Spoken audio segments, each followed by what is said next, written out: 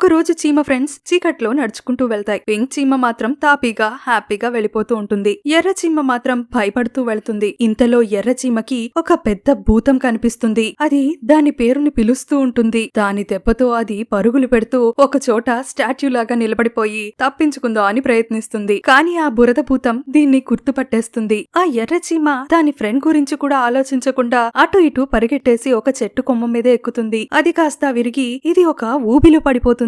ఎర్ర చీమ ఎంత ప్రయత్నించినా కానీ బురదలోకి కూరుకుపోతూనే ఉంటుంది. ఇంతలో ఆ బురద భూతం వచ్చి ఈ ఎర్ర చీమను బయటకు తీసి రక్షిస్తుంది. అది అంత ఫ్రెండ్లీగా రక్షించినా కానీ అది భయపడుతూనే ఉంటుంది. ఇంతలో దాని ఫ్రెండే ఆ బురద భూతం అని అర్థమవుతుంది. అమ్మయ్య అనుకొని దాని చుట్టూ పేరుకుపోయిన ఆ బురదని తీసేస్తుంది. ఇంతలో అవి నుంచున్న గుహ దగ్గర 2 లైట్స్ కనిపిస్తాయి. అదేదో దెయ్యం అనుకొని భయపడి పారిపోతాయి. కానీ అవి మినుగుడు పురుగులు. మరిన్ని క్యూట్ లిటిల్ స్టోరీస్ కోసం కనిష్క కబుర్లని సబ్స్క్రైబ్ చేసుకోండి.